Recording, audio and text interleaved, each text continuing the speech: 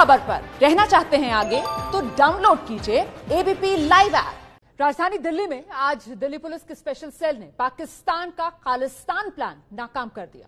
दिल्ली में किसानों का आंदोलन चल रहा है, ऐसे में पाकिस्तान के ये 5 आतंकवादी किसी बड़ी वारदात को अंजाम देने की फिराक में। पूरा मामला पहले इस रिपोर्ट से समझिए आप।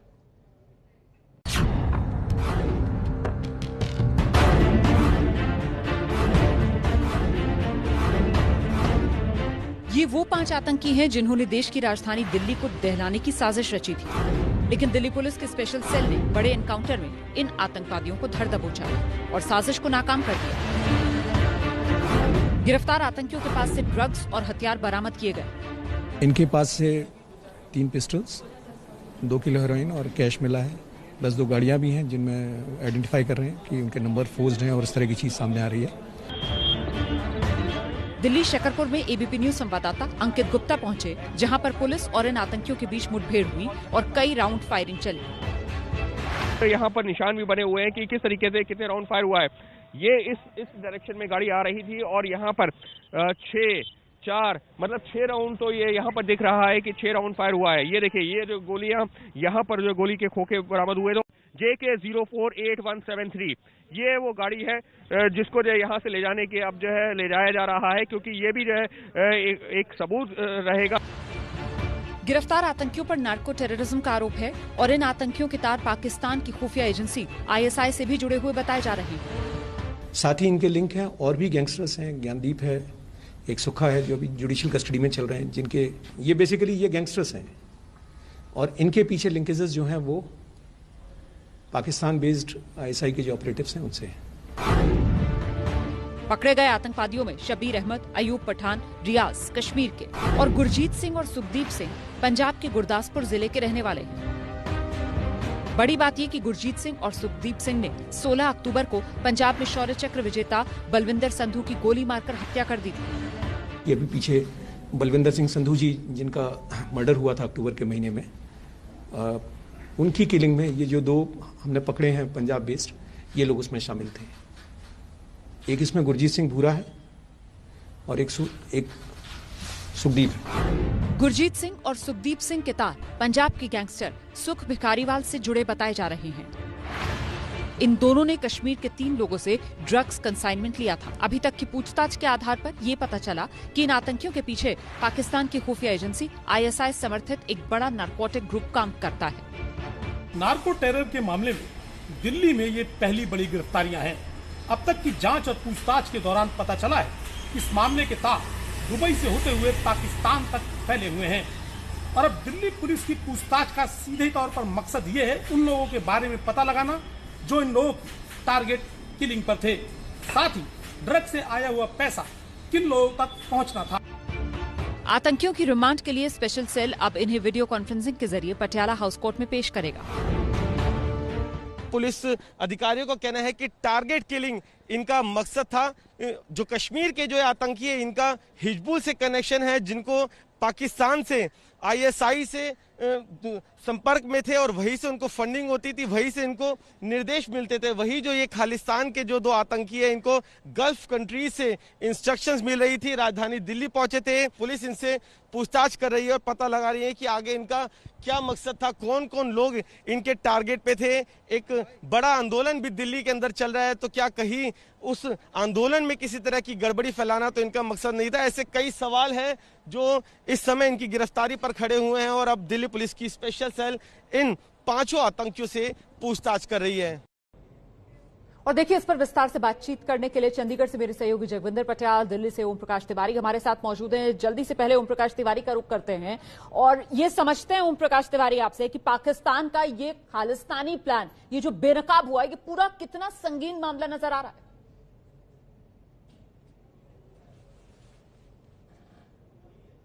संगीन मामला इसलिए भी है क्योंकि पाकिस्तान एक बार फिर कश्मीर आतंकवाद और पंजाब आतंकवाद दोनों को जिंदा करना चाहता है, क्योंकि कश्मीर में अब उसकी दाल गले नहीं गल रही है। ऐसे में जो पंजाब है, वहां के आतंकवादियों को, वहां के जो कट्टरपंथी हैं उनको कश्मीरी आतंकवादियों के साथ ला रहा है और ये जो ग्रुप पकड़ा गया है, ये साफ तौर पर इशारा करता है पाकिस्तान की एक बड़ी साजिश का। और जैसे जैसे इन लोगों से पूछताछ होगी वैसे वैसे इस साजिश के तार और खुलते नजर आएंगे। रोमाना, बिल्कुल, जगविंदर पटियाल बेहतर तरीके से बता पाएंगे कि भाई ये जो आईएसआई की साजिश बेनकाब हुई है, इसमें जो लोग पंजाब के दोनों गिरफ्तार किए गए हैं, गैंगस्टर्स बताए जा रहे हैं, कौन सा गैंग जिससे ये जुड़े हुए थे, और ये गैंगस्टर्स का इस्तेमाल अब जो आईएसआई कर रहा है, जो ये साजिश पता चली है, इससे क्या समझा जाए? देखिए, सुखा भिखारीवाल जो है उस गैंग के ये शूटर थे। दोनों आदमी जो पकड़े गए हैं, गुरजीत और सुखदीप, इन दोनों से ही बलविंदर संधू की किलिंग करवाई गई थी। ये पंजाब पुलिस ने आइडेंटिफाई कर लिया था, लेकिन पंजाब पुलिस ने 11 लोगों को गिरफ्तार किया, लेकिन उसमें ये दोनों शामिल नहीं थे, ये भागे हुए थे। दूसरी बात आप कर रहे थे कि कश्मीर और खालिस्तान, इन दोनों चीजों को मिलाने की आईएसआई की कोशिश, ये जियाउल हक के टाइम में K2 प्लान बना था, खालिस्तान और कश्मीर, क्योंकि दोनों बॉर्डरिंग स्टेट है, पाकिस्तान के साथ लगती हैं, तो उनको लगता है कि इन दोनों बॉर्डरिंग स्टेट्स के जरिए जो अपनों मंसूबों को वो अच्छी तरह से अंजाम दे सकते हैं। लेकिन अब दिक्कत ये आई कि जो मोस्ट वांटेड खालिस्तानी पाकिस्तान में बैठे हुए हैं, उनके मॉड्यूल्स खत्म हो चुके हैं। पंजाब में अमन शांति स्थापित हुए तकरीबन 25 साल हो चुके हैं, तो यहां उनके मॉड्यूल्स नहीं बचे हैं। ऐसे में जो गैंगस्टर, चाहे वो ड्रग्स का काम करते हैं, चाहे वो छोटी मोटी किलिंग करते हैं, चाहे सुपारी का काम लेने के लिए सक्रिय हैं पंजाब में, उनको मोस्ट वांटेड खालिस्तानियों के इशारे पर हायर करवा रही है आईएसआई, और उनसे ये किलिंग करवाई जा रही है। ये हमने सबसे पहले बता दिया था कि रंजीत सिंह नीटा बलविंदर सिंह संधू के मर्डर केस के पीछे हो सकता है, और उसी ने सुखा भिखारीवाला को इस बात की इंस्ट्रक्शन दी थी कि बलविंदर संधू आतंकवाद में काफी दिशा में अब ये केस आगे सुलझता हुआ नजर आ रहा है। हम सीधे वरुण जैन का रुख कर लेते हैं, मेरे सहयोगी मेरे साथ मौजूद हैं। वरुण, अब सवाल ये बड़ा हो जाता है कि जो स्पेशल सेल है वो रिमांड पर लेकर किस तरीके के सवालों के जवाब तलाशना चाहेगा इन 5 आरोपियों से? देखिए, क्यों इसमें सबसे अहम है कि वो टारगेट कौन थे, क्योंकि टारगेट किलिंग के मकसद से पहुंचे थे। स्पेशल सेल के अधिकारियों का कहना है कि आईएसआई ने खालिस्तानी आतंकियों के साथ साजिश रचकर इनको यहां पर टारगेट किलिंग के लिए भेजा था, और इनके टारगेट पे वो लोग थे जो कि खालिस्तानी आइडियोलॉजी या खालिस्तानी आतंकियों का विरोध करते थे। जो बलविंदर संधू की भी हत्या की गई थी, उसका मकसद ही यही था, क्योंकि जो बलविंदर थे शौर्य चक्र विजेता, वो कहीं ना कहीं खालिस्तानियों के खिलाफ एक लंबी लड़ाई लड़ रहे थे। तो इनकी कोशिश ये है, आतंकियों की जो कम्युनल डिसहार्मनी है वो हो, और उसी मकसद से ऐसे लोगों को ये टारगेट बनाना चाहते थे जो कि खालिस्तानी आतंकियों का विरोध करते थे। तो वो कौन से बड़े नाम है, वो कौन से नेता है राजधानी दिल्ली में बैठे हुए जो खालिस्तानी आतंकियों का विरोध करते थे, उनकी आइडियोलॉजी को सपोर्ट नहीं करते थे, वो इनके टारगेट पर है। और ये पुलिस सबसे पहले इनसे रिमांड पर लेकर इनसे पूछताछ करना चाहेगी। बिल्कुल, आप रहिए मेरे साथ, मैं लौटूंगी आपके पास। हमारे साथ देखिए दिल्ली के पूर्व पुलिस कमिश्नर टीआर कक्कड़ साहब भी इस वक्त मौजूद है फोन लाइन पर। टीआर कक्कड़ साहब, जिस तरीके से ये इनकाउंटर आज हुआ दिल्ली के शकरपुर इलाके में, 5 आतंक के संदिग्ध इस वक्त गिरफ्तार कर लिए गए हैं, लेकिन मैं आपसे समझना चाहती हूं सर, दिल्ली के मुहाने पर किसान आंदोलन, किसान बैठे हुए हैं, 12वां दिन आज किसान आंदोलन का। ऐसे में क्या ये सुरक्षा की सिक्योरिटी कंसर्न्स जो है वो यहां पर कई गुना आपको लगता है बढ़ जाते हैं? देखिए, वो जो जितने भी हमारे खालिस्तानी आतंकवादी हैं या थे, इस वक्त उनका फायदा उठा रही है आईएसआई। आईएसआई अपने साथ उनको मतलब काफी जो भी उनको चाहिए दे रहे हैं। मेरे सहयोगी बता रहे थे चंडीगढ़ से, क्योंकि इनके पास अब वो चीजें नहीं रही हैं, इसलिए इनको चाहिए और वो आईएसआई वाले प्रोवाइड कर रहे हैं। और अभी ये जो किसान आंदोलन चल रहा है, इससे भी ये जुड़े हो सकते हैं। बिकॉज अभी क्या है कि इतनी भीड़ है हर तरह से, दिल्ली को चारों तरफ से ऑलमोस्ट घेरा हुआ है ऑलमोस्ट। अब यहाँ पर एक छोटी सी चिंगारी लगाने की आवश्यकता होती है, जिससे कि माहौल बिल्कुल बिगड़ सकते हैं। ये मैं नहीं को ये यहाँ पे क्या करने आए थे, ये तो ऑब्वियसली यहाँ पे कुछ ना कुछ टारगेट किलिंग के लिए अवश्य आए होंगे, लेकिन इंस्ट्रक्शन जब आती हैं, देखते हैं माहौल क्या है। फिलहाल माहौल जो है वो किसानों ने दिल्ली को घेरा हुआ है और काफी गर्मा गर्मी हो रही है बिटवीन सेंट्रल गवर्नमेंट और किसानों में। तो अभी यही लोग हैं, 2-4 लोग भी अगर थोड़ी चिंगारी भी छोड़ देते हैं तो ऐसा लगेगा कि पता नहीं क्या हो रहा है, और फिर देयर विल बी घमासान बिटवीन सिक्योरिटी फोर्सेज और किसानों के बीच में जिससे बहुत ज्यादा क्षति हो सकती है। आप बड़ी बात कह रहे हैं सर, आप बड़ी बात कह रहे हैं। ऐसे में फिर मंशा को किस तरीके से समझा जाए? पाकिस्तान का जो खालिस्तानी प्लान है वो बेनकाब हुआ है। जिस तरीके से इनकाउंटर आज दिल्ली में हुआ, 5 आतंकी संदिग्ध गिरफ्तार किए गए। हम सीधे बिना वक्त गवाए रुक करेंगे। दिल्ली के पूर्व पुलिस कमिश्नर टी.आर. कक्कड़ साहब हमारे साथ मौजूद हैं। कक्कड़ साहब, ये जिस तरीके से बेनकाब हुई है पूरी साजिश, ऐसा लगता है जैसे दिल्ली के अंदर जो किसानों का शांतिपूर्ण आंदोलन चल रहा है उस पर आतंक की काली नजर। देखिए, अगर हम कहें कि आंदोलन शांतिपूर्ण है, दिखाई देता है, लेकिन इसी में इस वक्त जो मेरी अपनी इंफॉर्मेशन है, बहुत सारे खालिस्तानी आईएसआई के लोग और ऐसे लोग जो विदेशों में भारत के खिलाफ प्रचार हर वक्त करते रहते हैं, खालिस्तानी जो हैं, वो सब इसमें शामिल हो चुके हैं। और वो उनको कहीं से भी गलत मदद मिल जाए तो उनके लिए वो ठीक है, इसलिए शांतिपूर्ण दिखाई दे रहा है। लेकिन अंदर ही अंदर बहुत सारी और चीजें हो रही हैं जिससे कि शांति भंग हो सकती है।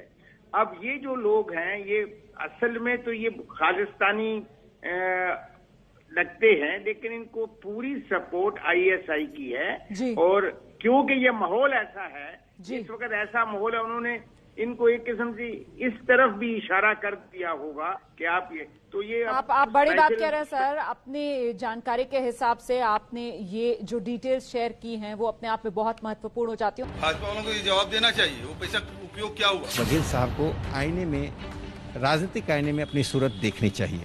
बघेल के नाक के नीचे छत्तीसगढ़ में जो भ्रष्टाचार हो रहा है, सरकारी धन का खुला लूट हो रहा है, बघेल उसकी चिंता कर ले। राम सेठ पर जो हथौड़ा चलाने वाले लोग थे, वो राम की बात कर, राम को काल्पनिक बताने वाले आज राम की बात करें, चंदे की बात करें। कहा कि चंदे का हिसाब देना चाहिए, तो चंदे का हिसाब देना चाहिए, उस बारे में संदर्भ में बात करनी चाहिए। और कौन असली है कौन नकली है, इसका जवाब तो जनता देती है।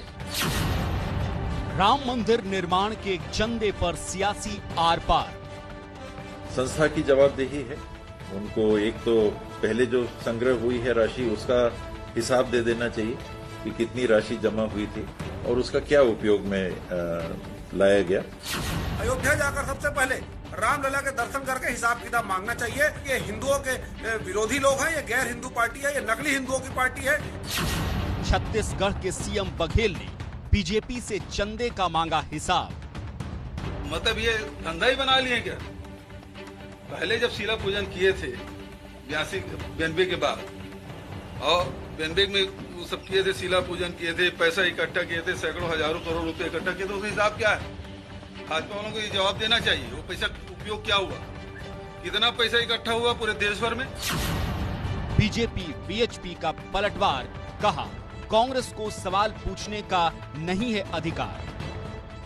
सवाल ये है कि कोई सहयोग, जनता के सहयोग से, गांव-गांव से सहयोग लेकर मंदिर का निर्माण का प्रक्रिया पूरा होगा। और जिसकी जो राम भक्त है, जो मंदिर निर्माण चाहता है, हम उसी से आग्रह करेंगे। जो राम भक्त नहीं है उनसे हम पैसे की भी बात नहीं करेंगे। भूपेश बघेल का बयान दुर्भाग्यपूर्ण है। वेटिकन सिटी और रोम से संचालित होने वाले लोग जो है आज राम की बात कर रहे हैं। राम को जो राम सेठ पर जो हथौड़ा चलाने वाले लोग थे, वह राम की बात कर रहे हैं। आखिर राम मंदिर निर्माण के चंदे पर सवाल क्यों? क्या चंदे को लेकर पारदर्शिता की कमी है या फिर चंदे की आड़ में राजनीति का खेल है? तो ये वो तमाम सवाल हैं जिनके जवाब तलाश लेते हैं। 2 खास मेहमान इस वक्त हमारे साथ मौजूद हैं। विश्व हिंदू परिषद की तरफ से प्रवक्ता विनोद बंसल जी हमारे साथ मौजूद हैं और कांग्रेस पार्टी के नेता वरिष्ठ प्रमोद तिवारी जी हमारे साथ इस चर्चा में जुड़ रहे हैं। बहुत बहुत स्वागत आप दोनों का। प्रमोद तिवारी जी, आपसे शुरू करूंगी सर। ये जो चंदे का हिसाब मांग रहे हैं, भरोसा क्यों नहीं है आप लोगों को? देखिए, सबको भरोसा है। मैं इस विषय पे एक बात साफ कर दूं, कहीं से कोई कंफ्यूजन न रहे। सर्वोच्च न्यायालय का निर्णय आ गया है। अयोध्या में विवादित स्थल जिसे कहा जाता था अदालत की भाषा में, वहां मंदिर का निर्माण हो, सर्वोच्च न्यायालय के निर्णय के अनुसार भव्य राम मंदिर का निर्माण हो, इस पर किसी की कोई विचारधारा में फर्क नहीं हो सकता है जी। अब ये मैं नहीं जानता किस विषय में क्या कहा जा रहा है। मैं अयोध्या में वहीं मंदिर से जुड़े हुए, निर्माण से जुड़े हुए बहुत से लोगों ने जो किन्हीं कारणों से संतुष्ट असंतुष्ट होते रहते हैं, वो ये सवाल उठाते रहे हैं चंदे का। अब क्यों उठाते रहे, क्या उठाते रहे, ये मैं नहीं जानता, लेकिन इसमें कोई बुराई नहीं है, बड़ा पवित्र काम तो है। मतलब आप ये कह रहे हैं कि कांग्रेस पार्टी के छत्तीसगढ़ के नेता, जिसमें छत्तीसगढ़ के मुख्यमंत्री भी शामिल हैं आपके भूपेश बघेल, वो जो सवाल उठा रहे हैं कोई आधार नहीं है, मतलब सुनी सुनाई पर वो घेर रहे हैं। आप खुद भी अभी यही कह रहे हैं कि वहां लोग उठाते रहे सवाल, क्यों उठाते रहे ये आपको नहीं पता है। ये कहां से आपने, ये जरा सा रिप्ले कर दीजिए मुझे, कहां मैंने कहा है ये? नहीं सर, तो आधार क्या है, मैं यही तो आपसे पूछ रही हूं कि चंदे पर भरोसा क्यों नहीं है। नहीं देखिए, ईमानदारी के साथ आप इतनी सीनियर हैं, जो कहा जाए उसी को प्लीज मेहरबानी करके बोला कीजिए। मैंने कहा कि अयोध्या में तमाम ग्रुप हैं, तमाम फैक्शन हैं, असंतुष्ट लोग इस सवाल को उठाते रहे हैं। जो लोग असंतुष्ट लोग इस सवाल को उठाते रहे हैं, चूंकि मैं यही प्रतापगढ़ का रहने वाला हूं, लखनऊ में रहता हूं, तो ये तमाम अखबारबाजी होती रहती है, बयानबाजी होती रहती है। कोई भी पवित्र काम हो, पवित्र उद्देश्य से मंदिर का निर्माण हो रहा है, सुप्रीम कोर्ट का फैसला है, उस पर स्वागत है। पर अगर किसी ने सवाल उठाया है तो उस पर क्या जवाब देने में कोई, उसका हिसाब देने में कोई दिक्कत है, कोई समस्या आ रही है क्या? ये बताने में कोई कठिनाई है कितना पैसा इकट्ठा हुआ, कहाँ खर्च हुआ? सार्वजनिक रूप से अगर कर दें तो उचित होगा, ना करें ये उनकी मर्जी। ठीक है, लेकिन मतलब कोई आधार नहीं है आपके पास। आप यही कह रहे हैं ना सर कि असंतुष्ट लोग हैं जो इस तरीके के सवाल उठाते रहे, कोई आधार आपके पास अपना नहीं है ना? मैंने फिर कहा जी, मैंने फिर कहा आपसे, देखिए सवालों को, जवाब को घुमाया फिराया न कीजिए।